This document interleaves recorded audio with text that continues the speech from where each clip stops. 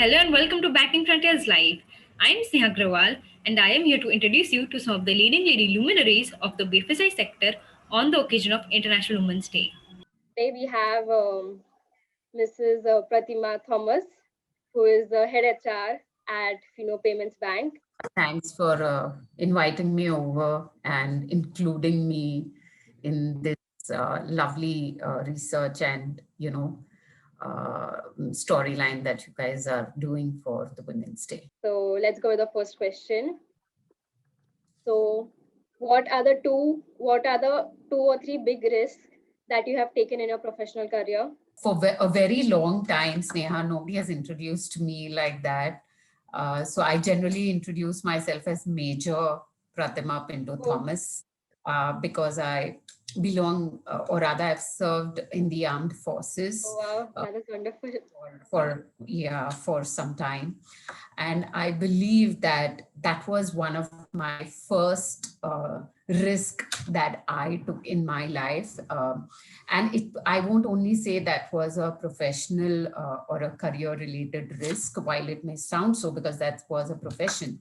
But that was more of a personal choice and a personal risk that I took of joining the armed forces at the age of, say, 20 or so.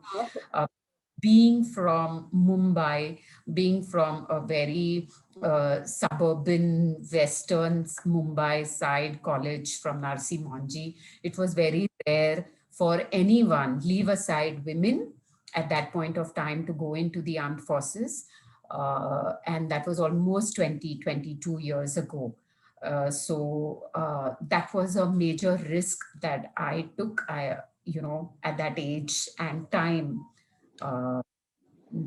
And the second risk I would yet say was quitting the armed forces and coming out, after spending 10 good meritorious years in the army when I left.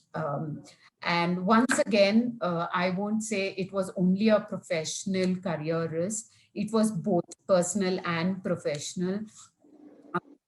I took that break. I came out. I took a year's sabbatical because I thought I needed to balance my personal life along with my professional life. And so after spending 10 years in the army, that's a way of life more than a profession or a job or a career or something. That's a way of life.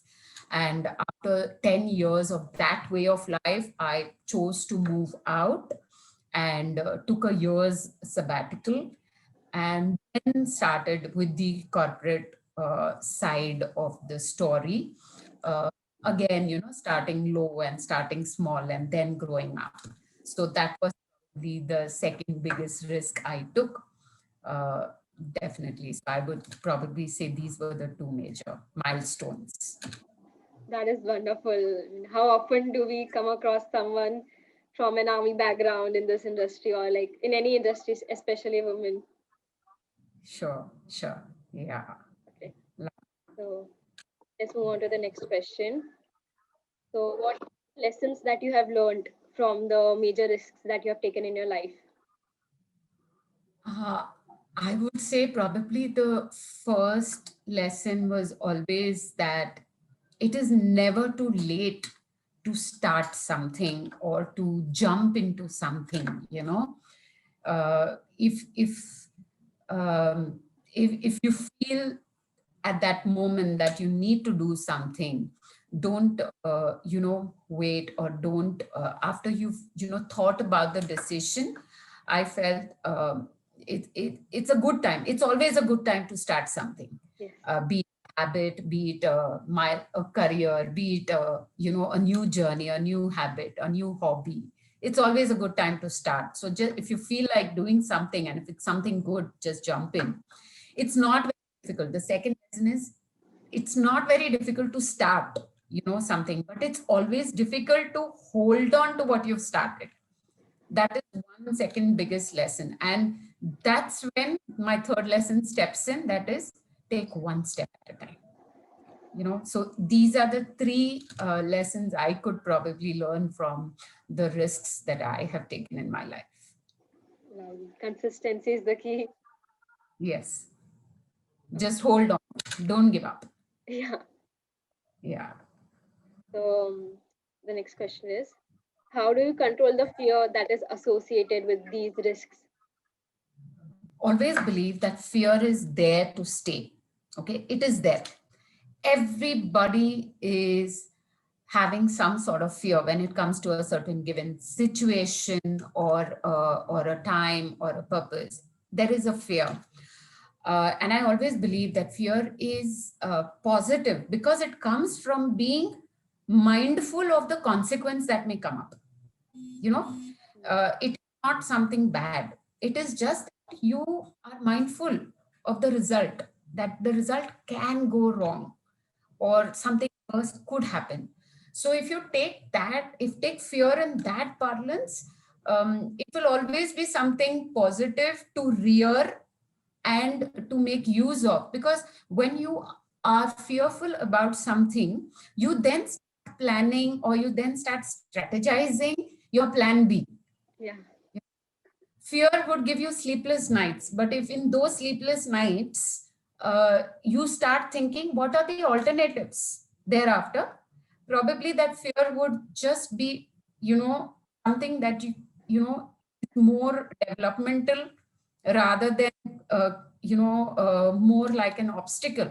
So let fear not be an obstacle for you, but something that helps you build up for a plan B if something goes wrong. So that is how I take fear to be. It is more of fear comes out of probably a situation or a time, but how, by being mindful of the consequences, you will have some fear. Let it be. It's all right. And at some point of time, maybe that fear will come true. You may not always be successful. At that point of time, get depressed. You just forgive yourself or probably learn from it and then move on. Just start doing something else. Have your plan B in place. So I believe that's how you can take, and that's how I've been dealing with a lot of fears that I've always had. I yet have fears. I yet have chills. When I'm having chills right now, talking to you, Sneha. So looking at fear with a new perspective. So that's Yeah. wonderful. Okay, so True. next question is, how do you draw the line between risk taking and gambling? I feel it's very different. Risk taking and gambling for me are two different things. Risk taking comes in when the will is stronger than the skill,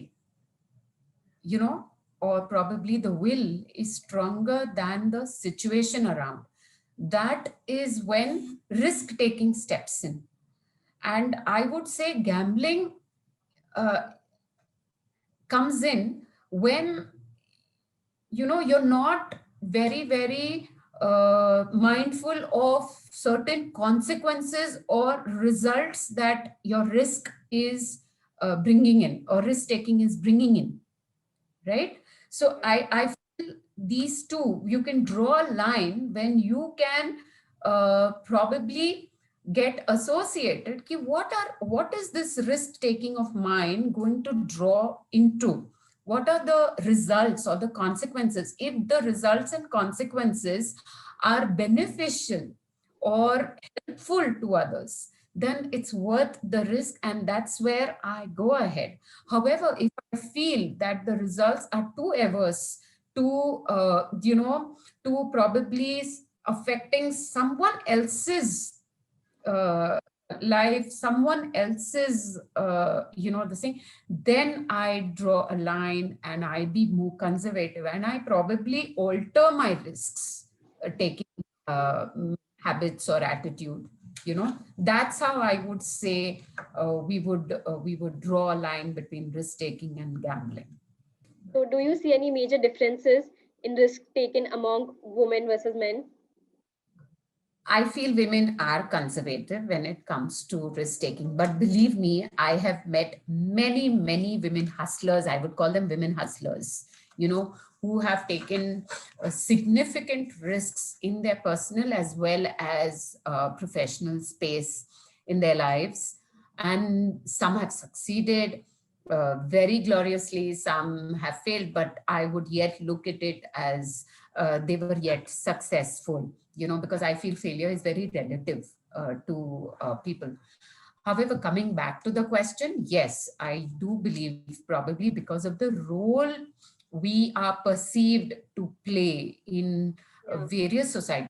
Only I would not say our society as an Indian society, but across the world, the role that a woman is perceived to play in the society, the entire risk-taking attitude stems in from that perspective, you know, except for the fact probably when it comes to protecting their own young ones, there I could feel a woman or a mother could take all the risks possible.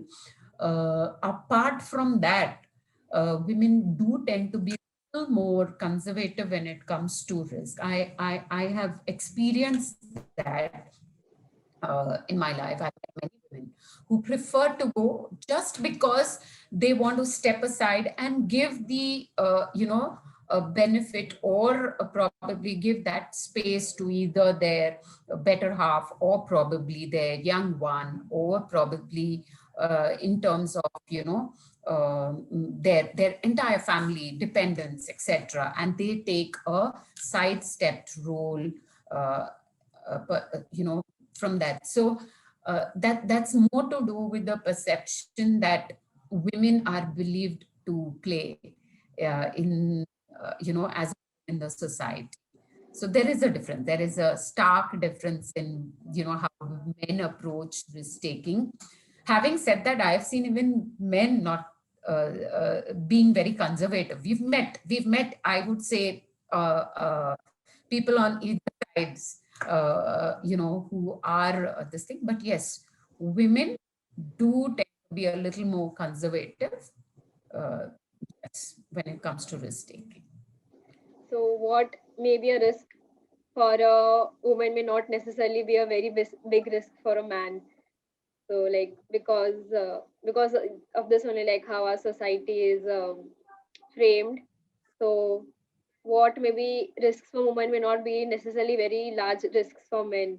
From a women's perspective, I know there are personally some families where women have taken that seat, and they have probably taken that seat not because of, that the, have taken that seat to play the major earner player at the brunt of taking a lot from the society, from a reputation, etc. Especially as a family, probably the couple doesn't mind it at all, but they are taking the brunt of the entire observations and comments from the society that the woman plays a major role when it comes to earning or bringing back the mullah for the family.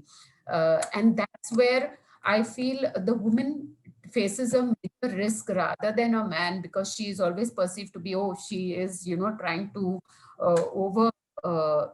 do things at her space and time. So I believe where the woman, while it may seem that the man taking the back seat has taken a bigger risk, I feel the woman takes a bigger risk when it comes to, because she's taking a risk not only from her own family perspective, she's leaving behind the guilt of not taking care of her young ones, not being there for the little children at home, and she's going out for her professional career, etc. The woman takes a bigger brunt of what all she has to hear and probably go through, from that perspective. But yeah, so that is one major thing we see. And then I see women at large, in our professional space, leave aside the personal aspects. In the professional space, women tend to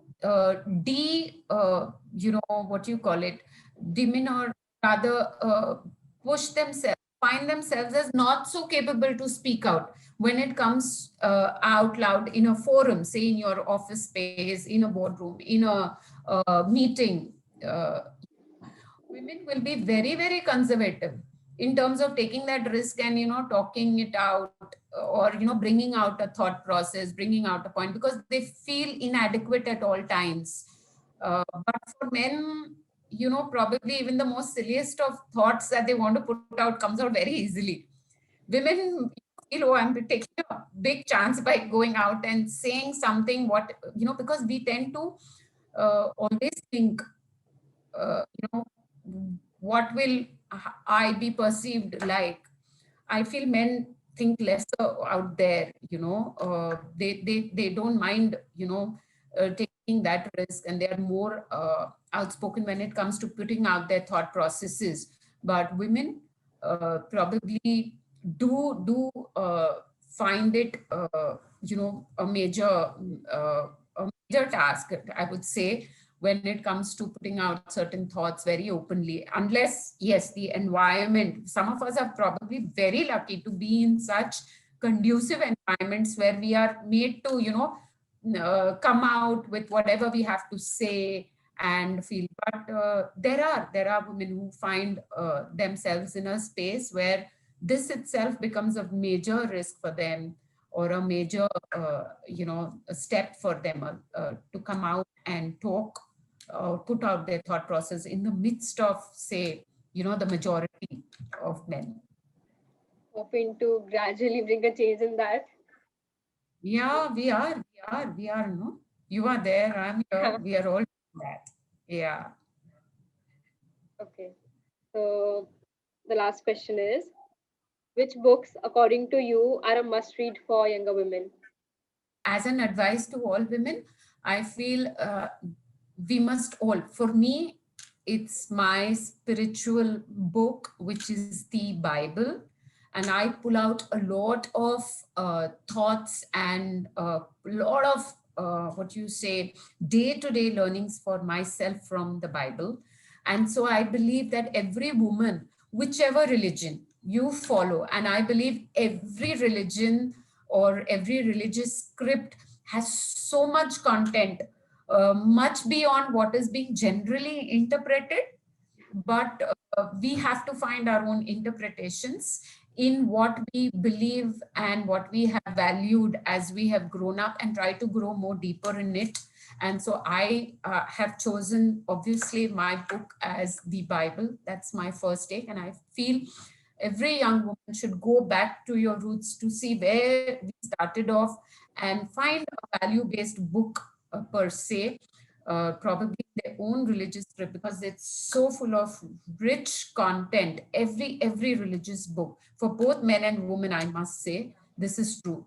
And the second book, which has always motivated me to find newer horizon, to take risks, is the book by Richard Bach, which is Jonathan Livingston Seagull. So I always find that book to be very inspiring. It's a very simple read, and a very small book, but the kind of adventurous push that it gives you, a kind of motivation to look beyond the horizon and to take that risk, to take that jump. I feel it's a simple read. Every woman can just go to it any point of time. It's a multiple read. You can read it multiple times and yet find some takeaway in it. Wonderful. I'll definitely look for it. Wow, that was lovely. Yeah. Okay, so I guess we're done. So thank you so much, ma'am, for participating in this project. It was wonderful having you.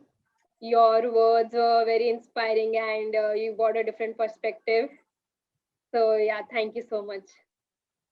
Thank you so much, Sneha, and thanks to Banking Frontiers. It was lovely talking to you, Sneha. Thank you so much. Thank you so much.